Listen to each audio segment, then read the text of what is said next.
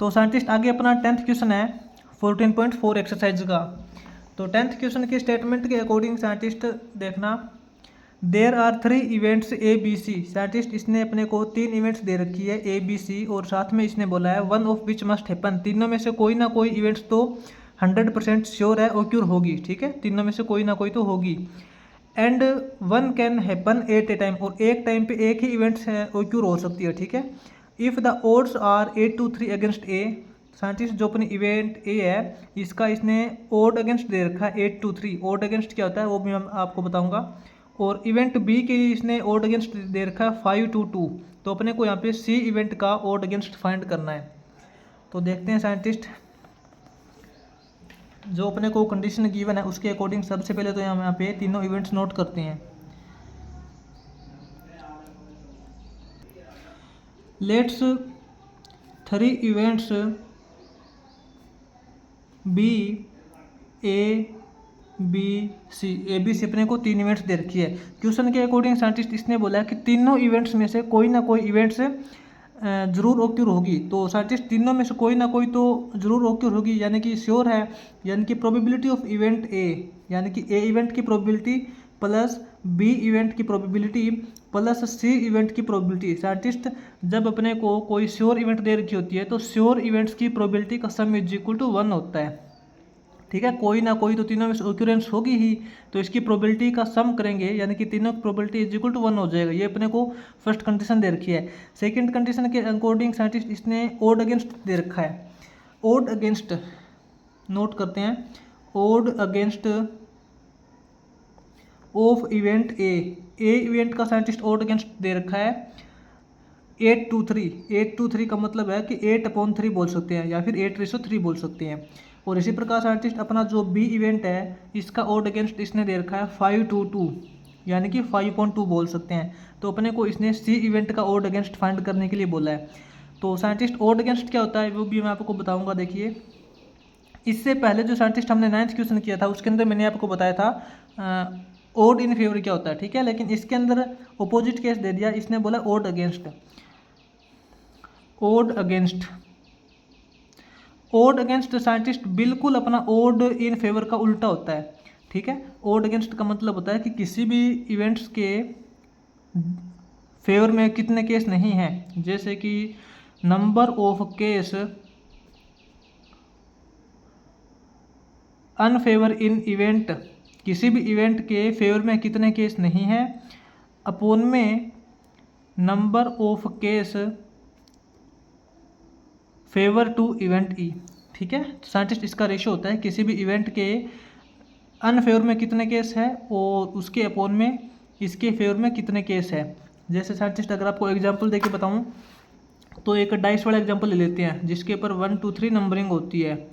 अब साइंटिस्ट मैंने आपको बोल दिया कि इसके अंदर 3 का ओड इन फेवर क्या, सॉरी ओड अगेंस्ट क्या है। 3 का ओड अगेंस्ट का मतलब है कि इस टोटल नंबर में से कितने नंबर ऐसे हैं जो 3 के फेवर में हैं, 3 के विरुद्ध हैं। तो 1, 2, 3, 4, 5 नंबर ऐसे हैं जो नहीं चाहते कि 3 ओक्यूर हो, ठीक है। 5/3 के फेवर में कितने केस है साइंटिस्ट, 3 के फेवर में तो देखिए ओनली 3 खुद ही है, एक ही केस है, 5/1 हो जाएगा। तो इसका ओड अगेंस्ट हो जाएगा 5/1, ठीक है। यही केस इसके अंदर करते हैं। तो साइंटिस्ट अपने को इसके अंदर प्रोबेबिलिटी निकालनी पड़ जाए। अब देखिए प्रोबेबिलिटी इसके अंदर निकालते हैं साइंटिस्ट, प्रोबेबिलिटी ऑफ इवेंट ए। वो कैसे निकालेंगे साइंटिस्ट, इसमें देखिए ओड अगेंस्ट ए का ओड अगेंस्ट का मतलब है कि ए इवेंट होने के पक्ष में तो अपने पास यहाँ पे 3 केस है और ए इवेंट ना होने के पक्ष में अपने पास 8 केस है, यानी कि टोटल सैंपल स्पेस के अंदर अपने टोटल नंबर ऑफ इवेंट्स कितनी हो जाएगी, टोटल सैंपल पॉइंट कितने हो जाएंगे। ए इवेंट के होने के पक्ष में तो 3 इवेंट है और ना होने वाले 8 है, तो टोटल तो 8 + 3 करेंगे 11 हो जाएगा, सिंपल बात है, ठीक है। तो इसके साइंटिस्ट ए के होने के पक्ष में 3 है, 3/8 + 3 करेंगे, 8 + 3 का मतलब 11, ठीक है, 3/11। ये तो इसके आ जाएगी प्रोबेबिलिटी। प्रोबेबिलिटी क्या होता है, प्रोबेबिलिटी अपना होता है कि ए इवेंट के होने के फेवर में कितने केस है और टोटल केस तो अपन में लिखना पड़ेगा तभी तो प्रोबेबिलिटी फाइंड करते हैं। इसी प्रकार साइंटिस्ट अपना बी इवेंट हो जाएगा। बी इवेंट की प्रोबेबिलिटी देखिए, बी इवेंट के होने के पक्ष में कितने केस है, 2 केस है, 2/2 टोटल केस साइंटिस्ट देखेंगे 5+2 करेंगे तो 2/5+2 7, ये इसकी प्रोबेबिलिटी हो जाएगी। ठीक है, तो अब scientist according to first situation अपने को दे रखा है कि तीनों प्रोबेबिलिटी का सम इज इक्वल टू 1 है। तो अकॉर्डिंग टू फर्स्ट सिचुएशन देखते हैं, अकॉर्डिंग टू गिवन कंडीशन बोल सकते हैं इसके अंदर तीनों प्रोबेबिलिटी का sum, probability of A event plus probability of B event plus probability of C event, इनका sum is equal to 1। A plus B तो अपने पास आ चुकी है probability 3/11 plus 2/7 plus probability of C is equal to 1। तो इसके according scientist हम प्रोबेबिलिटी ऑफ सी फाइंड कर सकते हैं। प्रोबेबिलिटी ऑफ सी कितनी हो जाएगी, 1 - 3/11 - 2/7 हो जाएगी। तो इसमें साइंटिस्ट अपना एलसीएम हो जाएगा 11 7 जस्ट 77, 77 यहाँ पे तो 77 हो जाएगा, माइनस 77 को 11 से डिवाइड करेंगे, 7 7 3 जा 21, माइनस 77 को 7 से डिवाइड करेंगे, 11 2 जा 22। तो ये साइंटिस्ट अपने पास कितना हो जाएगा, देखिए प्रोबेबिलिटी ऑफ सी इवेंट की प्रोबेबिलिटी अपने पास हो जाएगी 77 - 21 - 22 करोगे, ये अपने पास हो जाएगा 34/77। तो साइंटिस्ट ये तो देखिए अपने पास यहाँ पे सी इवेंट की प्रोबेबिलिटी आई है, सी इवेंट की प्रोबेबिलिटी। तो साइंटिस्ट प्रोबेबिलिटी का आपको अच्छे से पता है, प्रोबेबिलिटी होता है अपने पास number of events favour in C. ठीक है, सी इवेंट के होने के पक्ष में कितने नंबर है, यानी कि कितने सैंपल पॉइंट है, number of case favour in event C upon total case, यानी कि टोटल नंबर ऑफ केस, ये तो प्रोबेबिलिटी का मतलब होता है। लेकिन अपने को तो निकालना है सी का ओड अगेंस्ट। तो साइंटिस्ट इसके अंदर आप ये बताइए, ओड अगेंस्ट ऑफ सी का ओड अगेंस्ट का मतलब ये होता है number of case unfavour in event C upon number of case favour in C. ठीक है, सी के ना होने के पक्ष में कितने केस है अपॉन सी के होने के पक्ष में कितने केस है। आपको साइंटिस्ट डायरेक्ट पता चल रहा है, सी इवेंट के होने के पक्ष में तो साइंटिस्ट अपने पास 34 केस है, तभी तो इसकी प्रोबेबिलिटी है। सी इवेंट के होने के पक्ष में तो 34 केस है, लेकिन इसके ना होने के पक्ष में कितने केस है साइंटिस्ट देखिए अपने पास टोटल केस तो देखिए सैंपल पॉइंट 77 है, 77 में से 34 तो इसके फेवर में है, तो इसके अगेंस्ट में कितने हैं, यानी कि 77 - 34 करेंगे, 77 - 34 करोगे तो अपने पास आएगा 43/34। तो ये साइंटिस्ट इसका ओड अगेंस्ट हो जाएगा कि सी इवेंट के ना होने के पक्ष में अपने पास 43 सैंपल पॉइंट है और सी इवेंट के होने के पक्ष में अपने पास यहाँ पे 34 सैंपल पॉइंट है। तो साइंटिस्ट सी इवेंट का जो ओड अगेंस्ट आएगा वो अपना हो जाएगा 43/34। ठीक है, ये अपना 10th क्वेश्चन हो जाएगा। उसके बाद में आगे इसका 11th क्वेश्चन की स्टेटमेंट देखते हैं।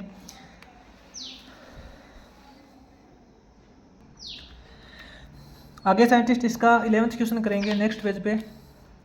11th क्वेश्चन की स्टेटमेंट देखिए साइंटिस्ट, 11th क्वेश्चन की स्टेटमेंट के अकॉर्डिंग सिचुएशन गिवन है, there are 3 red balls and 2 black ball in a bag. ठीक है, बैग के अंदर 3 रेड बॉल है और 2 ब्लैक बॉल है। 3 balls are taken out at random from the bag में से बिना देखे यानी कि रेंडमली 3 बॉल्स बाहर निकाली जाती है। तो प्रोबेबिलिटी फाइंड करनी है अपने को of getting 2 red and 1 black ball. जो यहाँ पे साइंटिस्ट 3 बॉल्स निकाली जाती है, तो 3 बॉल में से या तो देखिए अपने पास 2 रेड एंड 1 ब्लैक होनी चाहिए या फिर 1 रेड एंड 2 ब्लैक होनी चाहिए। साइंटिस्ट एंड का मतलब होता है कंपलसरी, अगर 2 बॉल रेड निकलती है तो 1 बॉल ब्लैक निकलनी चाहिए। और का मतलब होता है या फिर 1 रेड बॉल निकलती है तो 2 ब्लैक बॉल निकलने चाहिए। ठीक है, तो इसके अंदर एंड और जो होता है इनके बीच में जो डिफरेंस है वो आपको अच्छे से पता होना चाहिए। तो देखते हैं साइंटिस्ट 11th क्वेश्चन है इसका। 11th क्वेश्चन के अंदर साइंटिस्ट जो अपने को गिवन सिचुएशन दे रखी है, मान लेते हैं कि अपने पास एक बैग दे रखा है, इस बैग के अंदर अपने पास जो रेड बॉल दे रखी है साइंटिस्ट, रेड बॉल अपने पास 3 है और ब्लैक बॉल अपने पास यहाँ पे 2 है। तो देखते हैं, नंबर ऑफ रेड बॉल अपने पास 3 है। नंबर ऑफ ब्लैक बॉल अपने पास 2 है। तो टोटल बॉल आपको पता है 5 हो जाएगी इसके अंदर, ठीक है। Total ball in the bag is equal to 5। Total ball तो 5 हो जाएगी। अब साइंटिस्ट इसने बोला कि बैग में से एक साथ 3 बॉल निकाली जाती है। ऐसा नहीं है कि पहले एक बॉल निकाली जाती है, फिर दूसरी बॉल निकाली जाती है, फिर तीसरी बॉल निकाली जाती है, ऐसा नहीं है। इसके अंदर से एक ही बार में तीनों बॉल इकट्ठी निकाली जाती है। तो साइंटिस्ट जब एक ही बार में तीनों बॉल निकाली जाती है तो यानी कि इसके अंदर कॉम्बिनेशन का फॉर्मूला यूज करते हैं, आपको ये तो पता है। तो साइंटिस्ट इसके अंदर हम इवेंट मान लेते हैं, लेट कोई भी इवेंट मान लीजिए XYZ या फिर ABC। A be the event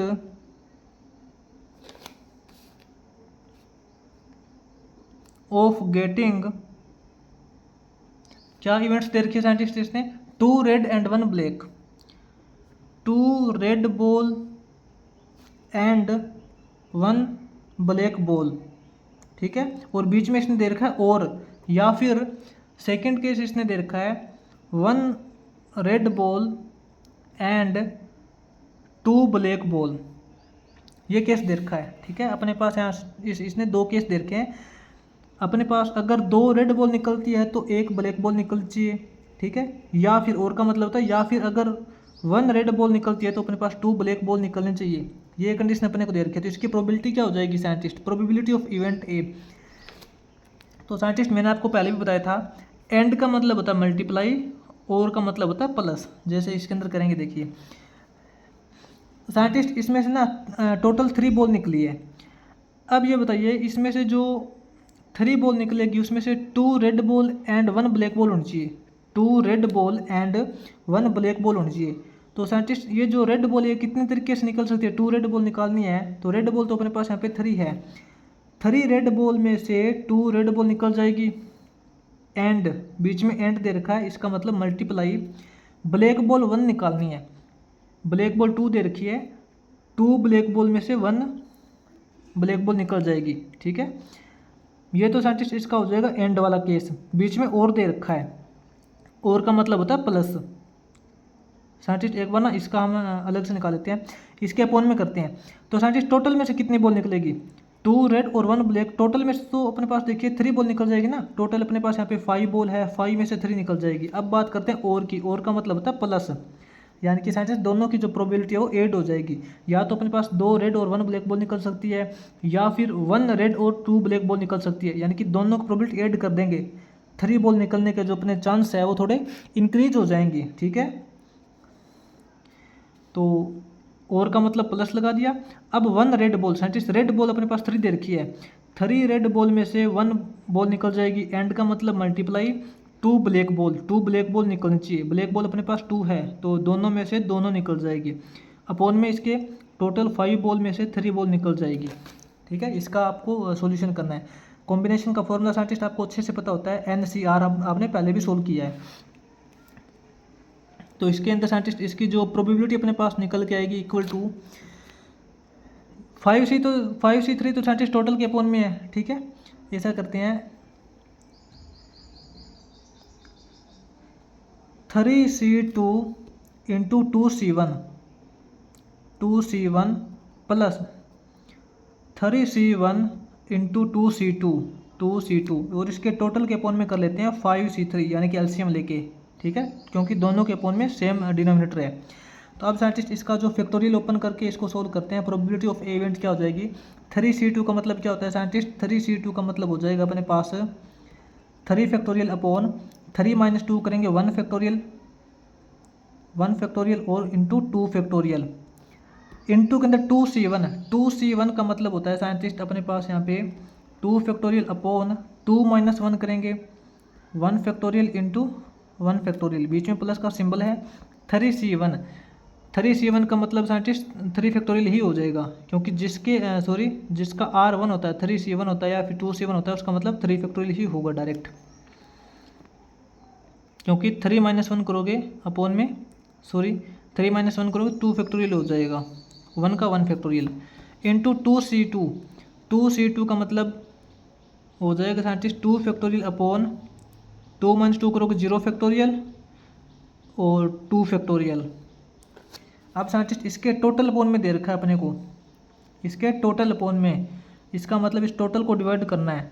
divide करने का मतलब ये है कि इसको हम मल्टीप्लाई कर देंगे, रकम पलट देंगे। ये जो 5 फैक्टोरियल है ये इसके अपॉन में चला जाएगा और 5 माइनस 3 करेंगे 2 फैक्टोरियल ऊपर चला जाएगा और 3 फैक्टोरियल भी ऊपर चला जाएगा। बस इसको सोल्व करना है। Probability of event A, scientist आपको फैक्टोरियल सोल्व करना आता होगा अच्छे से। साइंटिस्ट इसके अंदर हम ऐसा करते हैं, जो ब्रैकेट वाली वैल्यू है इसके अंदर देखिए ऊपर भी 3 फैक्टोरियल इंटू 2 फैक्टोरियल है और इसके अंदर भी बीच में प्लस का सिंबल है, इसमें भी 3 फैक्टोरियल इंटू 2 फैक्टोरियल है और अपॉन में इसके अंदर भी 2 फैक्टोरियल है और इसमें भी अपॉन में 2 फैक्टोरियल है। तो हम इसके अंदर से कॉमन निकाल लेते हैं कुछ। 3 फैक्टोरियल इंटू 2 फैक्टोरियल, ठीक है। तो साइंटिस्ट यहाँ से देखिए जो 2 फैक्टोरियल से 2 फैक्टोरियल अपना कैंसिल भी तो हो रहा है, कॉमन निकालने की ज़रूरत भी नहीं है। हम यहाँ पे ओनली 3 फैक्टोरियल ही कॉमन निकालते हैं। तो साइंटिस्ट 3 फैक्टोरियल ही अगर हम कॉमन निकालेंगे तो अंदर क्या बचेगा, अंदर यहाँ पे तो देखिए अपने पास 1, यहाँ से ये बाहर निकल जाएगा, यहाँ पे अपने पास 1 बचेगा, 1 इंटू 1 करोगे 1 हो जाएगा, ठीक है। यहाँ तो अपने पास ओनली 1 बचेगा, प्लस यहाँ से 3 फैक्टोरियल कॉमन निकाल लिया बाहर, तो ऊपर भी अपने पास यहाँ पे 1 इंटू 1 करोगे 1, अपॉन में साइंटिस्ट यहाँ पे 2 फैक्टोरियल बचेगा। 2 फैक्टोरियल का मतलब होता है 2 इंटू 1 का मतलब 2 ही हो जाएगा, ठीक है। इंटू में अपने पास यहाँ पे दे रखा है 2 factorial into 3 factorial upon 5 factorial. 5 factorial को हम लिख सकते हैं 5 इंटू 4 इंटू 3 फैक्टोरियल। तो साइंटिस्ट 3 फैक्टोरियल से 3 फैक्टोरियल कैंसिल हो जाएगा और 2 फैक्टोरियल का मतलब होता है 2 इंटू 1 यानी कि 2 से 4 को कैंसिल करेंगे 2 पे। तो साइंटिस्ट जो प्रोबेबिलिटी ऑफ इवेंट ए अपने पास हो जाएगी 3 फैक्टोरियल। तो साइंटिस्ट यहाँ पे दे रखा है 1 प्लस 1/2 करेंगे साइंटिस्ट, इसको सोल्व करेंगे एलसीएम लेके। 1 प्लस 1/2 का मतलब होता है 3/2, इंटू में ये तो अपने पास 3/2 हो जाएगा, इंटू में अपने पास यहाँ पे दे रखा है ऊपर तो 1 बचेगा, अपॉन में 2 5 जा 10 हो जाएगा, ठीक है ना। तो अब साइंटिस्ट ये जो 3 फैक्टोरियल है इसको ओपन करेंगे। 3 फैक्टोरियल का मतलब 3 इंटू 2 इंटू 1 इंटू 3 दे रखा है, इंटू 1 दे रखा है, अपॉन में 2 इंटू 10 दे रखा है, 2 इंटू 10। तो साइंटिस्ट इसके अंदर हम सोल्व करते हैं। देखिए 2 से तो 2 डायरेक्ट कैंसिल हो जाएगा, अपने पास बचेगा 3 3 जा 9, 9 इंटू 1 करोगे 9/10, ठीक है। तो साइंटिस्ट इसकी प्रोबेबिलिटी अपने पास हो जाएगी 9/10, ठीक है। तो साइंटिस्ट अपने जो जब हम 3 बॉल निकालेंगे, 3 बॉल में से अपने पास यहाँ पे 2 रेड एंड 1 ब्लैक बॉल निकले या फिर 1 रेड और 2 ब्लैक बॉल निकले, इसके चांस बहुत ज़्यादा है, ठीक है। इसकी प्रोबेबिलिटी देखिए 9/10 आई है। अगर हम 10 बार एक्सपेरिमेंट करेंगे तो 10 बार में मैक्सिमम 9 बार तो ऐसा होगा, ठीक है। ये इसकी प्रोबेबिलिटी हो जाएगी।